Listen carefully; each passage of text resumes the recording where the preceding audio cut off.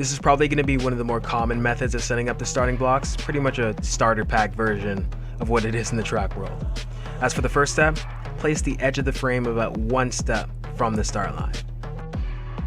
Step 2, take 2 steps from the start line going heel to toe and place the lead block at the end of your toe.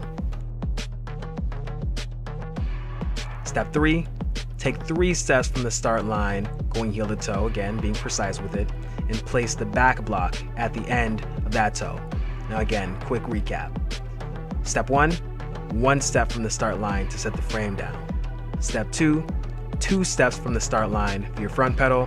And step 3, 3 steps from the start line for your back pedal. Now the remaining variable to consider that's going to be unique to the individual is the order, whether it's the right or the left pedal that's going to be lead. That'll be up to you to figure out and experiment with just to see which is going to be more or less comfortable.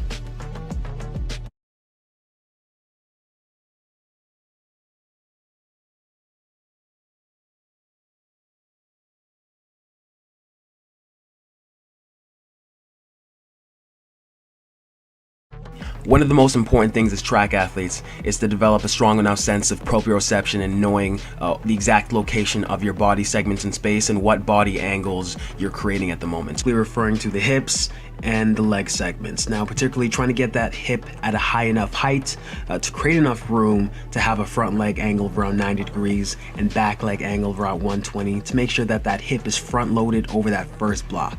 That's going to create a little bit of mass leaning forward already to help to create a little bit more momentum leaning in that forward direction. So as soon as you're ready to push out of those blocks, it's going to be a very quick transition.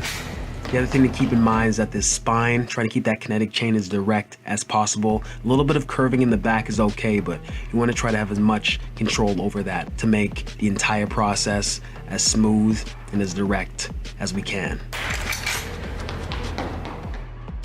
And so here during the block start, what often happens is that the head rises up during that set phase. Here I have Jeremy's hand at the back of my head as a physical cue.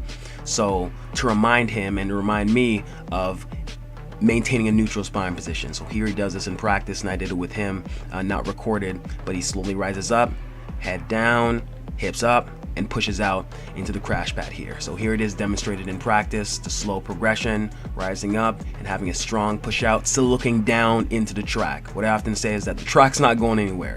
Look down, commit to your drive phase, and push right out as explosively as you can. Set, go.